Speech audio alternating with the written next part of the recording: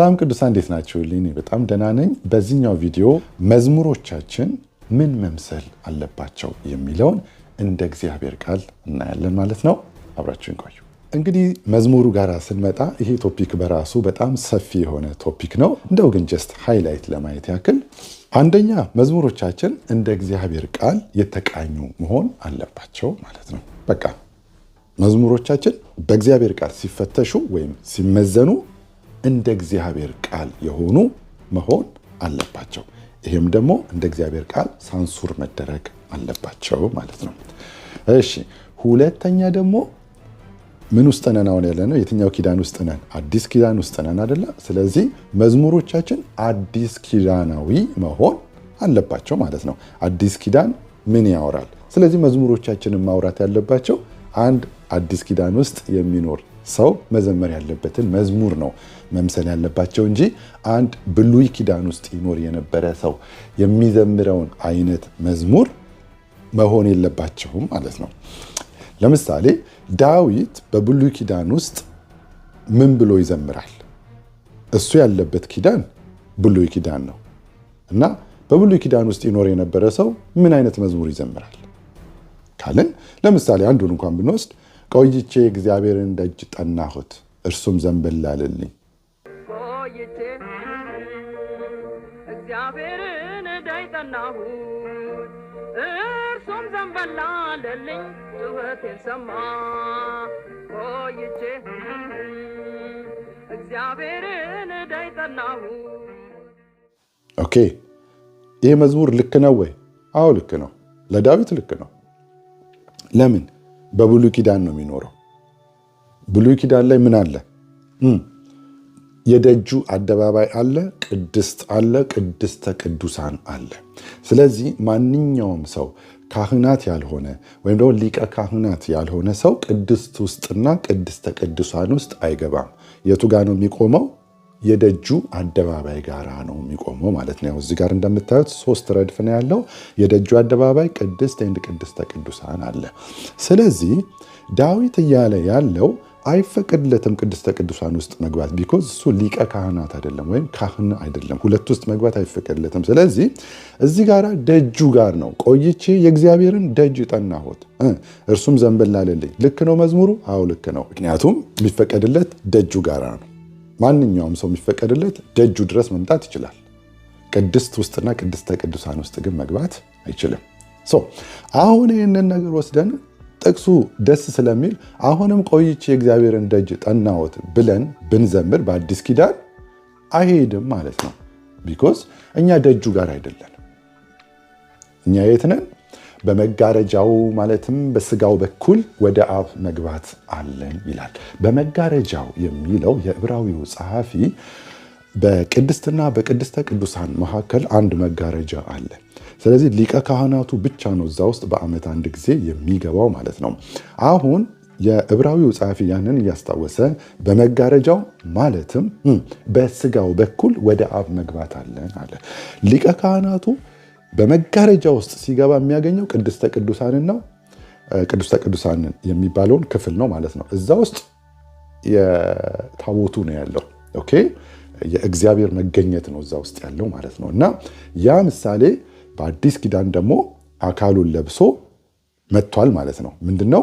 ያ መጋረጃ በክርስቶስ ስጋ ተመስሏል። በመጋረጃው ማለትም በስጋው በኩል ወደ አብ ኦልሬዲ ገብተናል። ዳት ሚንስ ኢየሱስ ክርስቶስ ቅድስተ ቅዱሳን ውስጥ ገብቷል። እኛም አብረነው ገብተናል ማለት ነው። ስለዚህ ደጁ ጋራ ምንም አንሰራም ማለት ነው። ስለዚህ ቆይቼ እግዚአብሔርን ደጅ ጠናሁት ምናምን የሚል መዝሙርን አሁን ላይ ልንዘምር አንችልም ማለት ነው። ስለዚህ መዝሙሮቻችን ምን መሆን አለባቸው? እንደ እግዚአብሔር ቃል የተቃኙና ያለንበትን ኪዳን ያማከሉ ወይም ያለንበትን ኪዳን የሚመጥኑ መዝሙር መሆን አለባቸው ማለት ነው። እሺ እንግዲህ ያው እንደሚታወቀው ኢትዮጵያ ውስጥ እንደ እድል ሆኖ በጣም ብዙ እልፍ መዝሙሮች ጨርሶኑ መዘመር የሌለብን እንደ እግዚአብሔር ቃል ያልሆኑ መዝሙሮች፣ መዝሙር ተብዮች ነው የምንላቸው እኛ አሉ። በጣም የሚያሳዝነው ደግሞ እንደነዚህ አይነት መዝሙሮች የተዘመሩት አብዛኛዎቹ በጣም በታዋቂ ዘማሪያን በሚባሉ ነው ማለት ነውና እኔ ድሮ ምን እላለሁ፣ አንድ ካሴት ሲወጣ አንድ አልበም ሲወጣ ስንት መዝሙር አለው እላለሁ። 10 ከ10ሩ 2 መዝሙር ከተገኙ በጣም ጥሩ ካሴት ነው ማለት ነው እላለሁ። ይህን ያህል ማለት ነው። እንደ እግዚአብሔር ቃል ሲፈተሽ ውሃ ማያነሱ በጣም ሳንሱር መደረግ ያለባቸው ያለንበትን ኪዳን ጨርሶኑ ያላማከሉና መዝሙሩ ራሱ ለማን እንደሚዘመር የማይታወቁ ብዙ እንግሊዝኛ መዝሙሮችን እንደው ራንደምሊ ዝም ብላችሁ ማየት ትችላላችሁ። እዛ ውስጥ እኛ መዝሙር ብለን የምንጠራው ያ ኮንሴፕት የለው። ኦኬ የኛ ብዙዎቹ መዝሙሮች አይደሉም ማለት ነው። እና የእነሱ መዝሙር እንደኛ ይሄ ከችግር ላይ የተነሳ ከማጣት ላይ ተነስቶ ወደ ማግኘት የሄደ የመያዝ የመጨበጥ ሰውየው ላይ የሆነ ከአመድ መነሳት ከዛ በኋላ ነው በጣም ያስቸግራል ማለት ነው። መዝሙሮቻችን እንደው ወደ እንግሊዝኛ ተተርጉመው ዓለም አቀፉ ማህበረሰብ እንደው ይዘምራቸው ቢባል ነጮች በሳቅ የሚሞቱባቸው መዝሙሮች አሉን ማለት ነው። ኦኬ አሁን ጓዳዬ ሲሞላ ምናምን ብትል ጓዳዬ ሲሞላ አሁን ተርጉሞ ውስጥ ገብቷል። ኪችኔ ሲሞላ ልትል ነው ማለት ነው። ኪችኔ ሲሞላ ብለው ሊዘምሩልን ነው ማለት ነው ነጮች። ጨርሶ ነው የማያስቡት ማለት ነው። መዝሙሮች አይደሉም ጨርሶ። ኦኬ እና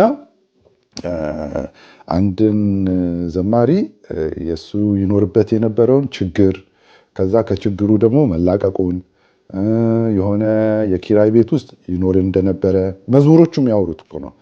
ከዛ ወጥቶ ኮንዶሚኒየም እንደገባ ከዛ ሪል ስቴት እንደያዘ ከዛ ወደ ውጭ እንደወጣና እንደተሳካለት በፊት መኪና ማይነዳ አሁን እንደሚነዳ የሆነ የኑሮው ነገሩ እንደተስተካከለለት አመድ ምናምን ከዛ ላይ መነሳት ይህንን ነው የሚያወሩት አብዛኛዎቹ መዝሙር ተብዬዎች ማለት ነው። እነዚህ ወደ እንግሊዝኛ ቢተረጎሙ በሳቅ የሚገሉ መዝሙሮች ማለት ነው። እና ጨርሶኑ እንደ እግዚአብሔር ቃል አይደሉም። መዝሙር ከሚለው ኮንሴፕት ጨርሶኑ የማይገናኙ ግን መዝሙር ተብለው ሰው የሚያብድባቸው የሚዘልባቸው እልፍ መዝሙሮች አሉ ማለት ነው።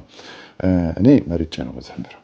መጽሐፍ ቅዱስ በማስተዋል ዘምሩ ዘምሩ በማስተዋል ዘምሩ፣ እግዚአብሔር ምንድነው ቅዱስ ነውና በማስተዋል ዘምሩ ይላልና አስተውለን ነው የምንዘምረው ማለት ነው። ምንድነው የምናስተውለው? መዝሙሩ እንደ እግዚአብሔር ቃል መሆኑ ነው።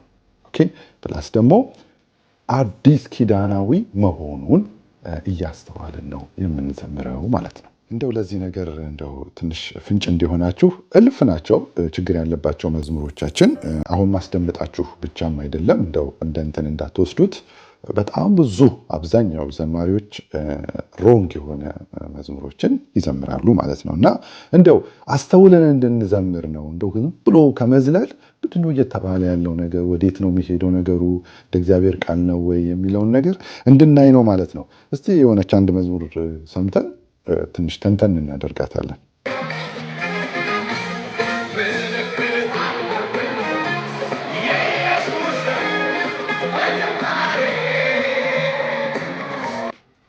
ምንድን ነው የሚለው? ምልክት አለብኝ የኢየሱስ ደም በግንባሬ። ኦኬ የቱ ጋር ነው መጽሐፍ ቅዱስ የኢየሱስ ክርስቶስ ደም በግንባራችሁ ላይ ነው ያለው? ሲጀመር ደም የሆነ እኛን ለምልክትነት እንደዚህ የተቀባነው ነገር አይደለም ይላል መጽሐፍ ቅዱስ። እንደዚህ በግንባራችሁ ላይ ነው ደሙ ይላል አይደል? ሲጀመር የኢየሱስ ክርስቶስ ደም ከኃጢአት ሁሉ ያነጻል። በብሉይ ኪዳንም እንኳን የከብቶችና የጊደሮች ደም ስራው ማንጻት ነው። ኦኬ ኃጢአተኛውን ሰው ማንጻት ነው እንጂ ግንባሩ ላይ መለቅለቅ አይደለም፣ ምልክትም አይደለም። ከኃጢአት ማንጻት ነው የኢየሱስ ክርስቶስ ደም የሚሰራው እሱን ነው። እና ጨርሶኑ መጽሐፍ ቅዱስ ላይ በግንባራችሁ ላይ ደሙ አለ አይልም። ምልክት ነው አይልም። ለምልክትነት ሳይሆን ለኃጢአት ማንጫ ነው የክርስቶስ ደም የፈሰሰው። እንቀጥለው።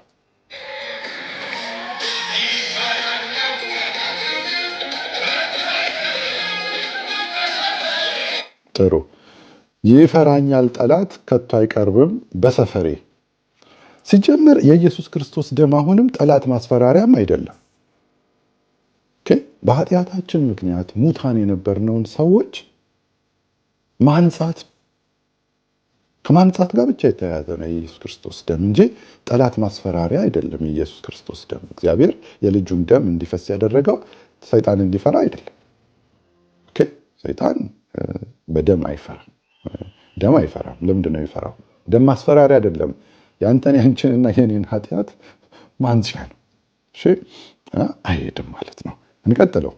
እንደው ሴንቴንሶቹ አንድ በአንድ እኮ ናቸው ስህተት ያለባቸው። እስቲ እንቀጥል ደግሞ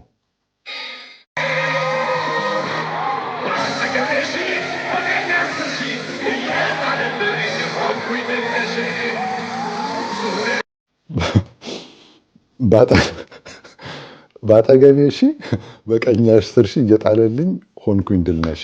እየጣለልኝ በአጠገቤ ሺህ በቀኝ 10 ሺህ እየጣለልኝ ሆንኩኝ ድል ነሺ። ማን ነው የሚጥለው?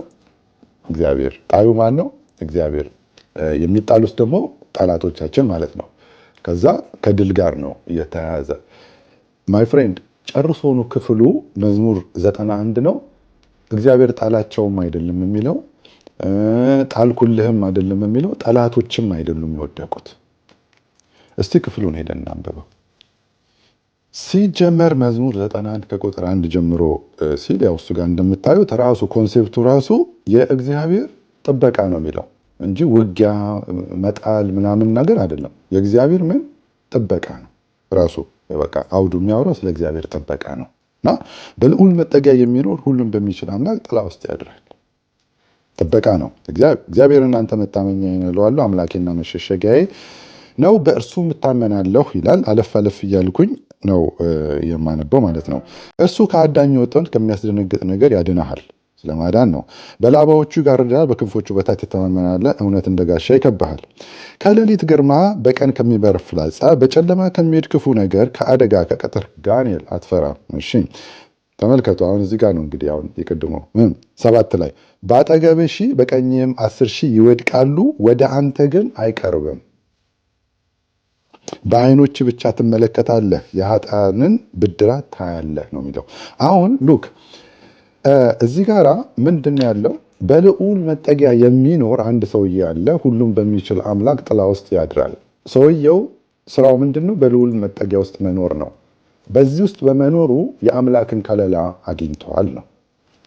ኦልራይት ኤንድ 9 ላይ ይመጣና ወይም 8 ላይ ይመጣና በዓይኖች ብቻ ትመለከታለህ፣ የኃጥአንን ብድራት ታያለህ። ኃጥአን ግን የእግዚአብሔር ይሄ ጥበቃ የላቸውም።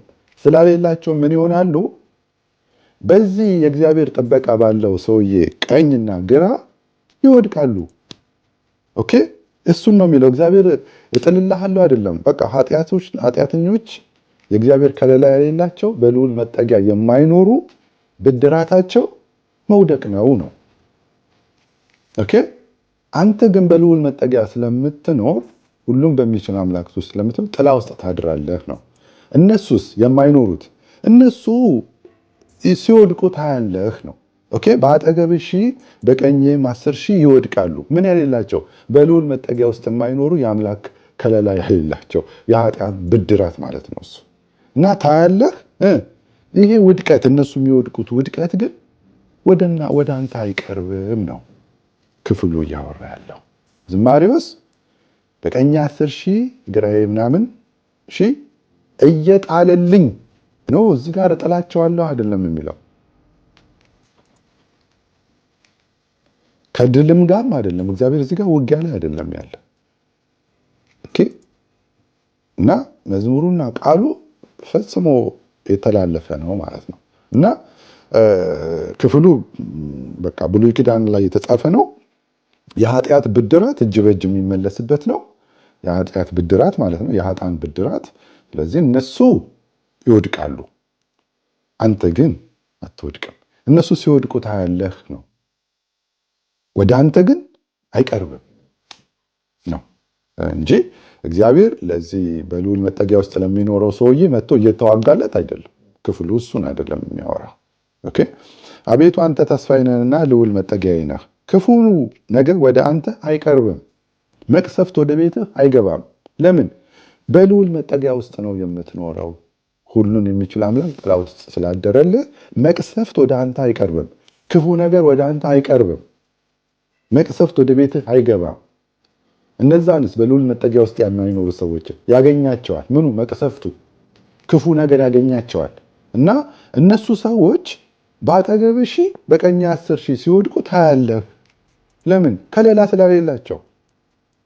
ያ ነገር ግን ወደ አንተም ነው አይቀርብም ነው ክፍሉ እያወራ ያለው ማይ ፍሬንድ፣ እንጂ እግዚአብሔር እየተዋጋ የሆዱ እየመጣ 10 ሺህ ከጎን የሚገነድስልኝ ምናምን ሺህ የሚገነድስልኝ አምላክ አይደለም። ሰዎችን እንደዚህ አይገነድስም። ማንን ነው የሚገነድሰው?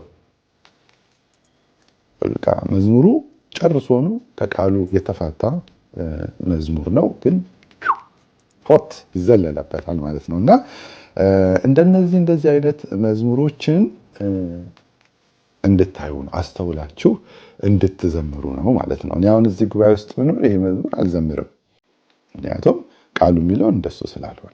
ስለዚህ መዝሙሮቻችን እንደ እግዚአብሔር ቃል መቃኘት አለባቸው፣ ሳንሱር መደረግ አለባቸው። በቃ መዝሙሮች አይደሉም ማለት ነው። በቃ ዝም ብሎ የተሰካኩ ግጥሞች ናቸው። ባበዱ ሙዚቀኞች ያብዳሉ፣ ጀስት ሳውንዱ አለ፣ በቃ ከዛ በኋላ መዝለል ነው ማለት ነው። እና ለሚያስተውል ሰው ግን አስተውሎ መዘመር ስላለበት የእግዚአብሔርም ቃል በማስተዋል ዘምሩ ስለሚል እንደነዚህ አይነት መዝሙሮችን አንዘምርም ማለት ነው። እንደ ቃሉም አይደሉም፣ አዲስ ኪዳናዊም አይደሉም ማለት ነው። አሁን ደግሞ እስቲ ወደ ሙዚቀኞቻችን እንምጣ። ኦኬ ሙዚቃ ለክርስቲያን ሙዚቀኞች ምን ማለት ነው የሚለውን ነገር እናያለን። ሙዚቃ ታለንት ብቻ ነው ወይ? አንድ ቦርናጌን ክርስቲያን የሆነ ሙዚቀኛ ሙዚቃን ሲጫወት እና አንድ ዓለማዊ ሰው ሙዚቃን ሲጫወት አንድ ነው ወይ የሚለውን ነገር እንደ እግዚአብሔር ቃል እናያለን ማለት ነው። አሁንም አብራችሁ ይቆዩ። እንግዲህ ኢንስትሩሜንት የሙዚቃ መሳሪያ እግዚአብሔር ሰዎች ሲጫወቱት ዝም ብሎ አይደለም፣ አንድ ዓለማዊ ሰው እንደሚጫወተው አይደለም ማለት ነው። ለምንድን ነው? የእግዚአብሔር ሰዎች ስለሆኑ የእግዚአብሔር መንፈስ በእነሱ ላይ ስላለ ታለንት ብቻ አይደለም። ኦፍኮርስ ኪቦርድ ነው። ኦኬ ቸርች ያለው ኪቦርድ እና በዛ ናይት ክለብ ውስጥ ያለው ኪቦርድ አንድ አይነት ኪቦርድ ነው። ነጮቹ የሰሩት ኦኬ፣ አንድ አይነት ፋብሪካ ውስጥ ተሰርቶ ነው። ዳግም የተወለደ ኢንስትሩሜንት መሳሪያ የለም። ግን ተጫዋቹ ግን መንፈሳዊ ነው። ኦኬ ተጫዋቹ መንፈሳዊ ነው ወይም ዓለማዊ ነው ማለት ነው። መንፈሳዊ ስንሆን የእግዚአብሔር መንፈስ ጋር ነው አብረን የምንሰራው ማለት ነው። ሁለተኛ ዜና ምዕራፍ 5 ከ12 ጀምሮ አለፍ ብለን የተወሰኑ ክፍሎችን እናያለን። መዘምራንም የነበሩት ሌዋውያን ሁሉ አሳፍና ኤማን ኤዶታምም ልጆቻቸው ወንድሞቻቸው ጥሩ በፍታ ለብሰው፣ ተመልከቱ ኢንስትሩሜንት መሳሪያ ሊመጣ ነው። ጽናጽል፣ በገና፣ መስንቆ እየመቱ። ይህ ጽናጽል፣ በገና፣ መስንቆ የሚለው ነገር ያው አማርኛ መጽሐፍ ቅዱስ ሲተረጎም ሀገር ውስጥ ያሉትን የሙዚቃ መሳሪያዎች ነው የተጠቀሙት እንጂ እኛ ሀገር ያለው ጽናጽል፣ እኛ ሀገር ያለው ይሄ ማሰንቆ አይደለም በዛን ሰዓት ላይ ያለው ማለት ነው። ሌላ ኢንስትሩሜንት መሳሪያ ነው። በእንግሊዝኛው ብታነቡት ሌላ ነው ኢንስትሩሜንቱ ማለት ነው። ኤኒዌይስ ኢንስትሩሜንት የሙዚቃ መሳሪያ ነው። ሲተረጎም ግን ሀገራችን ላይ ባለው የኢንስትሩሜንት የሙዚቃ መሳሪያ ነው ሊተረጉሙት የሚችሉት ማለት ነው። እሺ ጽናጽል፣ በገና፣ መስንቆ እየመቱ በመሰዊያው አጠገብ በምስራቅ በኩል ቆመው ነበር። ከነሱም ጋራ 120 ካህናት መለከት ይነፉ ነበረ። ይህም እንደ አንድ የሙዚቃ መሳሪያ ነው የሚጠቀሙት። ካህናቱም ከመቅደሱ በወጡ ጊዜ መለከቱንም የሚነፋ መዘምራኑም በአንድ ሆነው እግዚአብሔርን እያመሰገኑ እያከበሩ እግዚአብሔር ቸር ነውና ምሕረቱ ለዘላለም ነውና እግዚአብሔርን አመስግኑ እያሉ በአንድ ቃል ድምፃቸውን ወደ ላይ ከፍ አድርገው በመለከትና በጸናጽል፣ ተመልከቱ ኢንስትሩሜንት ነው። በዜማም ዕቃ ኢንስትሩሜንት የሙዚቃ መሳሪያዎች ናቸው በሙሉ። በዜማም ዕቃ ሁሉ እግዚአብሔርን ባመሰገኑ ጊዜ ምን ሆነ? ደመናው የእግዚአብሔርን ቤት ሞላው። አሁን ይህንኑ ኢንስትሩሜንት የሙዚቃ መሳሪያ መስንቆውን፣ በገናውን ምናምኑን ሌሎች ሰዎች ከነሱ በተሻለ እንደውም ታለንት ወይም ችሎታ ቢጫወቱት ደመናው የእግዚአብሔርን ቤት አይሞላውም። ደመናው የእግዚአብሔርን ቤት የሞላው የእግዚአብሔር ሰዎች ስለተጫወቱትና ስለዘመሩት ነው። ኦኬ። ስለዚህ የሙዚቃ መሳሪያ ዝም ብለን የምንጫወተው ነገር ሳይሆን ከኛ ጋር አብሮ የእግዚአብሔር መንፈስ አብሮ የሚሰራበት ነው እንጂ ሲምፕል የሆነ ስለቻለን ብቻ የምንጫወተው አይደለም ማለት ነው። እሺ ሌላው ደግሞ እዛው ሁለተኛ ዜና ምዕራፍ 7 ከቁጥር 1 ጀምሮ እንኳን ብናነበው ሰለሞንም ጸሎትን በፈጸመ ጊዜ እሳት ከሰማይ ወርዶ የሚቃጠለውን መስዋዕትና ሌላውን መስዋዕት በላ፣ የእግዚአብሔርም ክብር ቤቱን ሞላ ይላል። ለምንድን ነው የእግዚአብሔር ክብር ቤቱን የሞላው ስንል እዛው ትንሽ ወረድ ብለን ቁጥር 6 ላይ ይነግረናል። ምን ስለሆነ ካህናቱም በየስርዓታቸው ሌዋውያኑም ደግሞ ምሕረቱ ለዘላለም ነውና እግዚአብሔርን አመስግኑ የሚለውን የዳዊትን መዝሙር እየዘመሩ ንጉሡ ዳዊት እግዚአብሔርን ለማመስገን የሰራውን የእግዚአብሔርን የዜማ ዕቃ ኢንስትሩሜንት የሙዚቃ መሳሪያዎች ናቸው። የዜማ ዕቃ ይዘው ቆመው ነበረ። ካህናቱም በፊታቸው መለከት ይነፉ ነበረ። እስራኤልም ሁሉ ቆመው ነበረ። ስለዚህ እነዚህን ኢንስትሩሜንት የሙዚቃ መሳሪያዎችን ይዘው በሚጫወቱበት ጊዜ ቁጥር 1 ላይ የእግዚአብሔርም ክብር ቤቱን ሞላው ይላል። ስለዚህ እነዚህ ነገሮች የሚያሳዩት ኢንስትሩሜንት የሙዚቃ መሳሪያ የእግዚአብሔር ሰዎች ሲጫወቱ ከዓለማውያን ተጫዋቾች ወይም የእግዚአብሔር ሰዎች ካልሆኑ ሰዎች የተለየ ነገር በእግዚአብሔር ቤት ውስጥ እንደሚያመጣ ነው ማለት ነው። ዝማሬዎቻችን የሚለው ቶፒክ ግን ትንሽ ሰፊ ስለሆነ በዝማሬው ዙሪያ ላይ በሌላ ቪዲዮ መለሳለሁ። ለዛሬው እዚህ ጋር ላብቃ። ጸጋ ይብዛላችሁ።